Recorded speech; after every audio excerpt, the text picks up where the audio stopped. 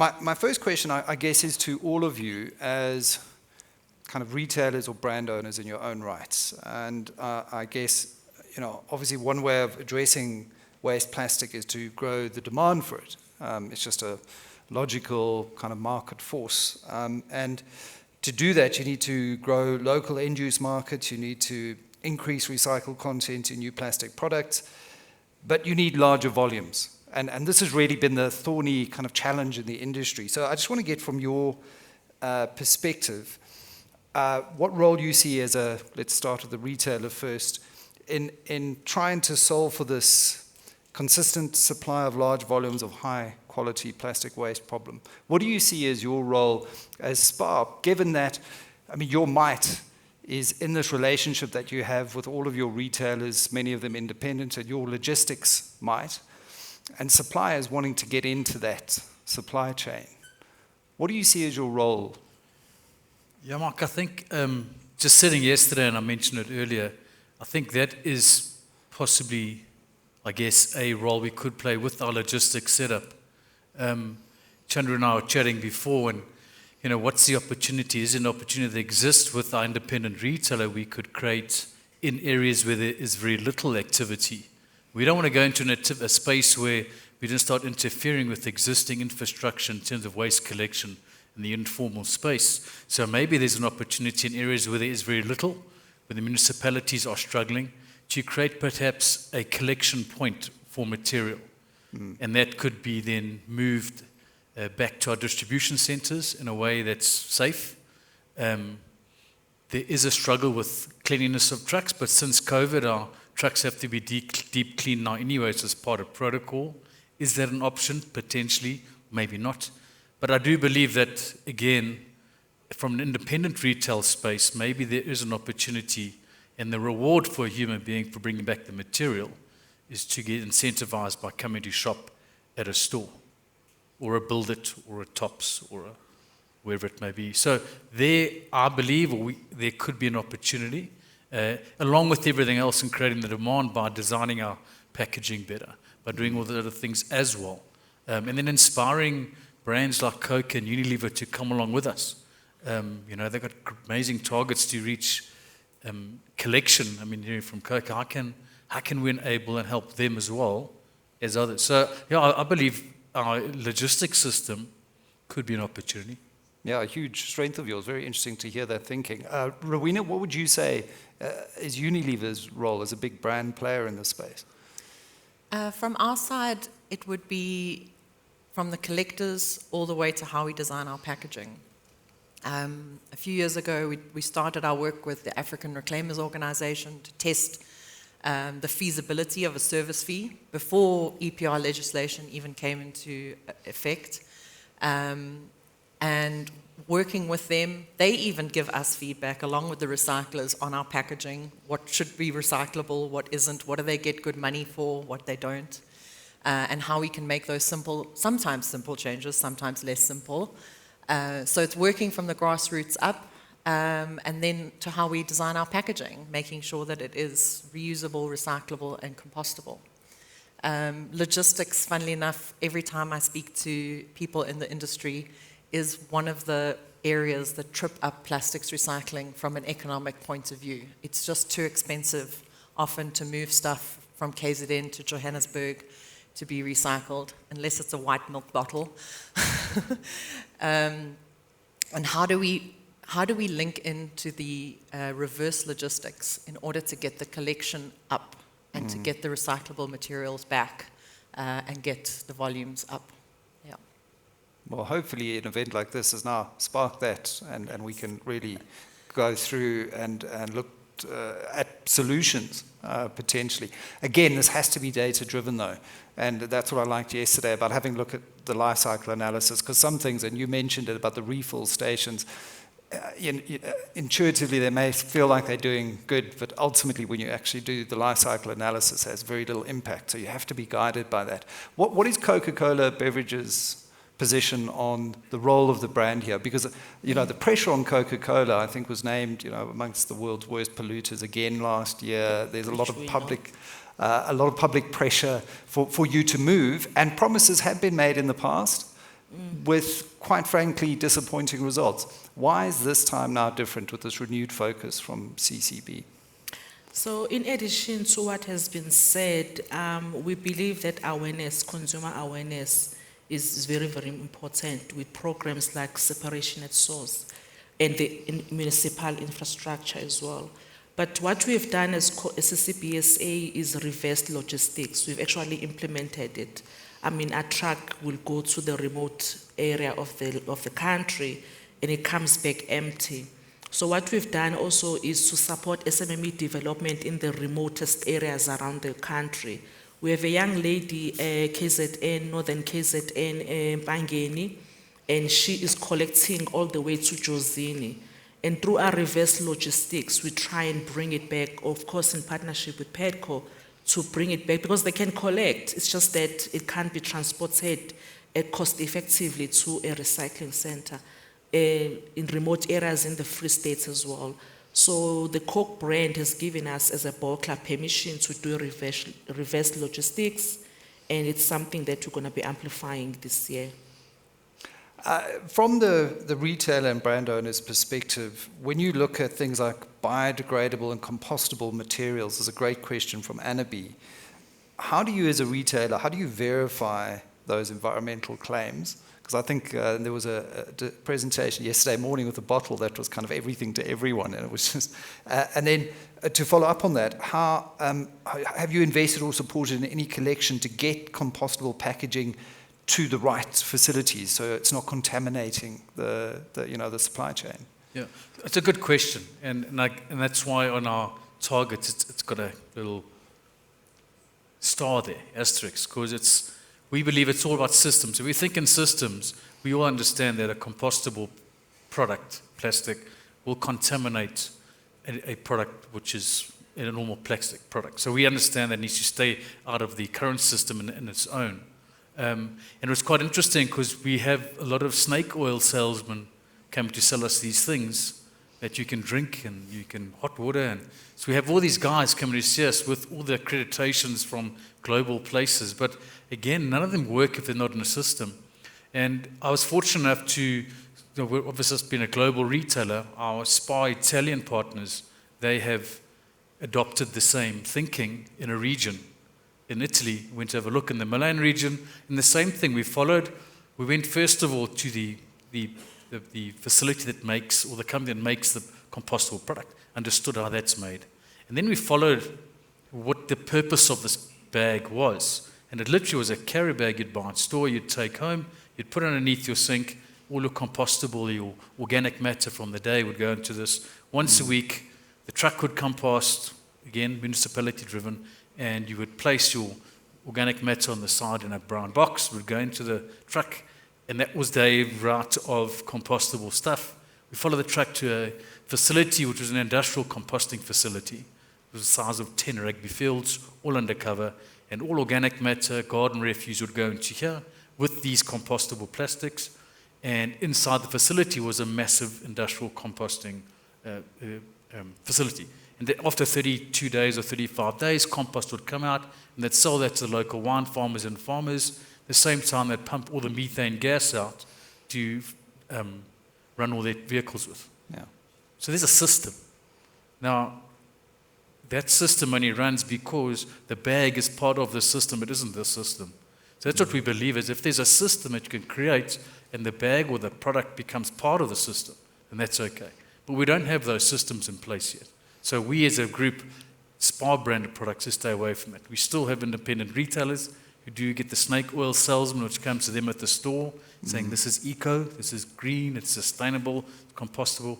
And our retailers aren't educated, right? So there's a big job on our part from head office levels to go, how do we go and educate our retailer on saying, it sounds amazing, it's 6 times the price, but what we currently have is probably better, so it fits into the current South African system.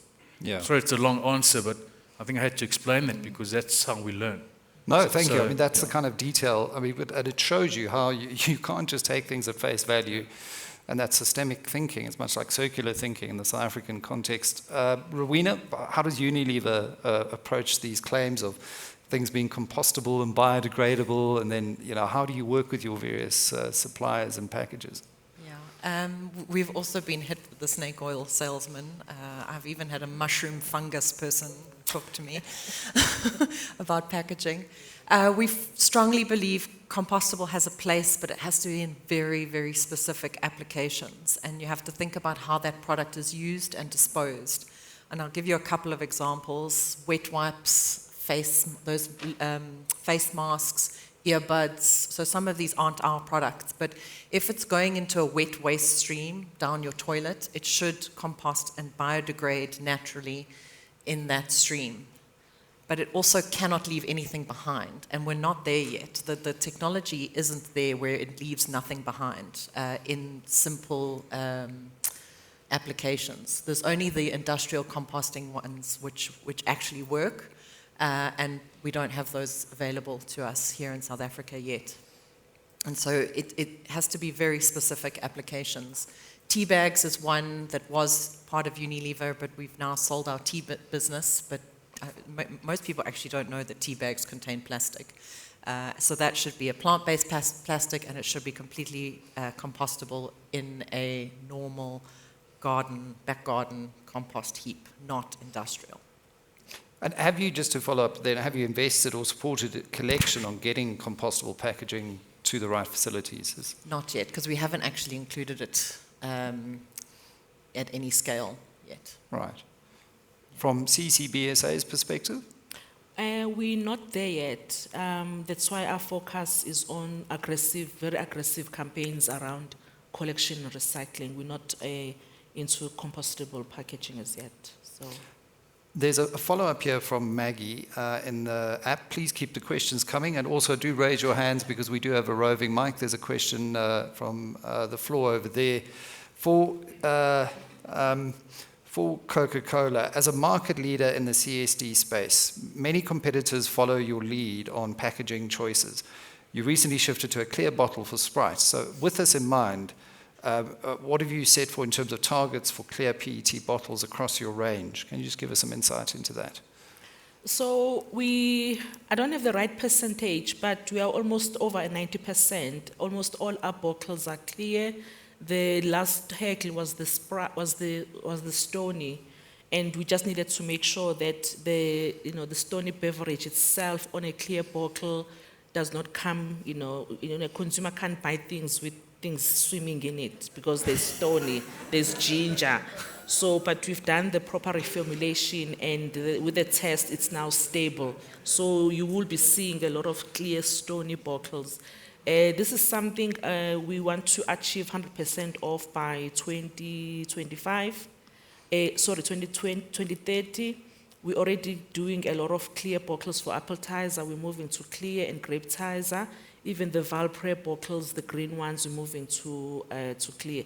Those are the remaining SKUs that we are working on, the grapetizer, appetizer, and some of the Valpre. But everything else is clear. Stony, Fanta Orange, Coke, everything. Oh, moving quite quickly. Question from the floor?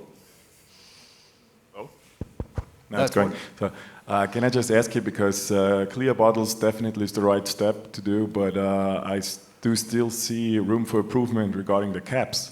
Yes. Because I saw that you have still green caps, red caps, and so on. I mean, even this year, what you see blue. If you recycle those caps, green, red, whatever it is, yeah, you'll get brown, you'll get gray, actually, pellets, and you can't return it back. You can make it red again. So in Europe, for instance, we already start to have black caps, so we have it all over. So be it Coke, be it Fanta, Sprite, whatever, it's all black, because then you can put it back into the cycle again, make again HDP bottle caps. Yeah. And maybe, so is there any measures from your side to For the change the caps? color? Yeah. Yes, no, maybe, absolutely. maybe if I can answer that color. So the strategy for us is to remove color as far as possible from all our packaging, all our bottles. But there is some challenges on some products where they are light sensitive. And that's the main reason for the color in those products. But we're working very aggressively in terms of reformulation where possible, and in other areas like Stony and like lemon twist and appetizer, there's plans to start to remove those colors shortly. So that is in the plans. With respect to the closures, there is work happening to look at moving to natural closures. So obviously, there's a lot of marketing connotations behind those colors, but there's strong push to where possible and where feasible to move color from closures from bottles, across the system. Thank you very much. Question from the gentleman over here, just as we get the mic over there. Another question from the app, again from Maggie for you, Rowena. You mentioned switching to alternate materials other than plastic when it makes environmental sense. What is an example of this, as plastic generally has a lower carbon impact to produce, as seen yesterday with the equivalent CO2 per kilogram of plastic drums versus metal drums? And I know a lot of people have been trying to move over to paper, but there's a question mark over how sustainable that is given our water constraints. So just give us a sense of how you think of that. Okay, so one example would be soup sachets, which are currently a mixture of plastic and paper. And so you would move to one and not the other, or reduce the amount of plastic in them. But again, the first step is a technically recyclable solution, and then develop the local recycling capability of laminated paper. So that's one example. And again, we never make these changes without a life cycle assessment. Our laundry bag, Omo, Skip, Sunlight, before we made the changes away from cardboard to plastic packets, we did a life cycle assessment, and then we removed the corrugates, and they're now in a plastic bale. And again, we did a life cycle assessment analysis on that. So it will always be done with the correct data before the change is made. Right, data-driven decision-making was one of the big ones that came through last year. Please remember to introduce yourself before you pose a question. Sure. My name is Raymond Chimandamba, Kunakisa Recycling. My question is directed to Coca-Cola. I'm just thinking, with statements like a world without waste, or even goals like 100% recollection, with a brand that is so widely spread, that is pretty much in every corner of the globe, that is very likely to be found on every beach, and that sort of thing. Don't you think it makes you a bit more vulnerable in terms of, like, even any production has to have some level of waste? Some industries, 3 to 5% wastage is actually acceptable. So if you were saying we're collecting 95%, 90, whatever the number, but it might make me feel more confident that you've done a thorough exercise of measuring it. I don't know. It's just a thought, I don't know whether I even made my question clear enough. No, I think it's very clear in terms of, the realism of your targets, given that, Coca-Cola is on every, continent. Listen, the target is ambitious. I'm not going to downplay that. It is an ambitious target, but we are very confident, given where we are, that we will achieve those. We work with so many people across the value chain. As I've said, we belong to 5 PROs. We do a lot of campaigns, and the EPR could not have come at a better time as well, because one of the things that we believe mostly is also around consumer education. We always throw this word, recycle me, etc. If you go to rural areas, people burn their waste, mainly because they don't know any better, or it's expensive to bring it. So in terms of our numbers, we are very mindful of greenwashing. So every number that I've quoted is verified independently. So as I've mentioned, it's not our view of the world. And as I've said, we work across the value chain with all the role players. We normally set ourselves targets, and we have something we call full potential, that if you can't reach the sky, if you can reach the sky, go to the moon. So it's something that we'll continue to pursue. And we do invest. There's a lot of financial investment behind these campaigns. So it's not just PR. In terms of the actual RAND figures invested, do you have any idea as to how much of percentage of NPAT, for example, you are spending in this particular area? I can give you the numbers, not impact. So, as I've said, we belong to 5 PROs. We're investing about 60 million rand with those 5 organizations, and in our own targets, it's about 80 million rand per annum. So, this is just for South Africa. I haven't really worked out as a percentage of NPAT, but Yeah. those are the actuals. Fantastic. Thank you very much. There's a John Doe's back. Welcome. Devin, this is for you. Waste collection's obviously a major challenge for the circular economy, and if not funded, even more so. So retailers like SPAR have a big role to play.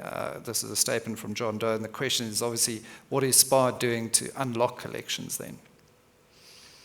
I think there again, it's collaboration with brands and with the likes of, Coke, Unilever, and others. Because you've got to add value to unlock the collection, you need to add value to the material so that it comes back in, right? So, again, there's no silver bullet to this, but if brands and retailers and the value chain works together, there could be value drawn out of that. For example, they got targets to meet, so do we. How do we get a marketing spend potentially that's generally used for price and product to some of that come across to adding value to the material? There's lots of discussions that are happening at the moment around that. But if we don't increase the value of the material, then, and when I say material, the materials are not really collected, and to the ones that are currently getting collected. And what's that value to a person who's going to bend down and pick it up? But so it's going to be very much a collaborative space around, again, working together. And how do we take existing funds in the business? Because people with budgets are saying, well, there's no budget for this. But if you could take from other budgets, which are purpose-driven, then potentially that's an opportunity. And Rowena, you mentioned earlier going together because that gives you the economies of scale to then lower the overall cost for initiatives like this. Yeah. So what are you doing in the Unilever space to move together with the industry to improve collections at the moment? We've had a couple of small pilots in collection with retailers, one with SPAR actually in Mandini, by putting, I think the business was called Imagined Earth, where they have a collection container at the store, and people could bring in recyclables to the container and receive airtime in response. Now, as a brand owner, we don't want to be giving away airtime. We'd rather that they get a coupon, and so the technology needs to come a little bit further so that they can get a refund on one of our products so that it's a direct investment. And as Devin was speaking about, moving some of that marketing spend across to create value in the materials. It was actually a very successful pilot because of the reverse logistics and then the waste management company that services the retailer DCs, because it was essentially free to move that material back from the store to the DC, and then the waste management company collected it and took it to buyback centers or recyclers. So a really, really good example and something that we're hoping to take forward. Another one that's in its infancy is the bale material around our laundry bag packs. I've spoken to a recycler, and he says the best way to get PCR in there is if you get that material back from the customers, and he would then recycle it for us to make new bale material.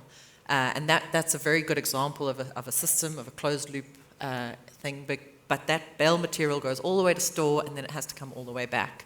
And the logistics costs often kill the economy of it. However, this recycler currently has to buy this material from the waste management companies that service the retailer DCs. So by shortening the loop, hopefully we can make the economics work.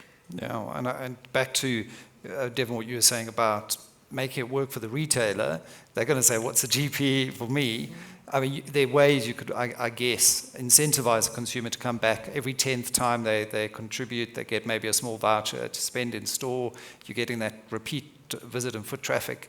So there are ways we can be really innovative, I think, but just making the economics stack up, I think, is key. A question from Gert Klaassen here on Coke's packaging waste recovery, and he'd like to know and understand what that 93% packaging waste recovery for Coke entails. So that's PET. So we collect, or we work with PROs to collect PET bottles, and it's verified, as I've mentioned, by independent role players. And the way we do it is we calculate how much we're taking out into the market, and then we do have targets at the beginning of the year to say, let's say, for example, we're issuing out 1,000 tons. We need to collect 95% of that or 93% of that, and we know exactly how much that costs, and we work with PROs, and then it goes through a vigorous verification process. But to answer the question, that waste for now is just PET. We're just beginning to count or at least calculate other packaging materials, whether it's shrink wrap, closures, cans, etc. So it's, for now, the 93% is on PET bottles. Fantastic. Also, Thank- 25% of our sales volumes is done through refillable PET, where we do our own collection as a business. I was going to follow up with what your experience on the refillable PET bottles has been like. You know, what are the return rates for these bottles? We started doing it in 2019, so with COVID, it hasn't really picked up. It's below 20%. And again, it's around the system in terms of the role that the retailers must play, because when a consumer buys the product, they have to go back to the retailer and actually get a deposit back. So it's something that we are working on and fixing. Interestingly, there's enough political will with the partnerships with most of the retailers, so it's picking up quite nicely from 2019. Thank you. Let's go back to the floor. Another question? Yeah, I got a question for Devin from SPAR. You had this slide where you showed that you recycle milk bottles and make trolleys out of it. And my question was, have you ever thought about making milk bottles again? Because that actually is possible, because from our point of view, that's not really circular economy, because it's sort of downcycling. Yeah? I mean, how many trolleys does the market need, whereas milk bottles you need over and over again, and that's basically where you should go back to, into the very same product. Have you thought about it? It's that's where we want to get to. So if you could sell a wonderful piece of equipment to one of these people here, who can make a clean pellet for us to make more milk bottles, we can all be friends. No, that's where we want to get to. There are references. It's already been done. So you can go to UK if you want to and have a look. So really, this is nothing that's not feasible anymore. Yeah, So, absolutely. That's exactly where we want to be. And we believe we've got to start somewhere. And the start was to change from a blue cap to a white one, so we can increase the quality of it. So if we can get a pellet that can go back into a milk bottle, we'll be all game. And Chandri will never go to white PET, so don't worry. And a follow-up here from the floor? Yeah, just to make one comment around refillables. So as the Coca-Cola company, we've made some commitments about refillables. And the target is to get to 25% refillables across the globe by 2030.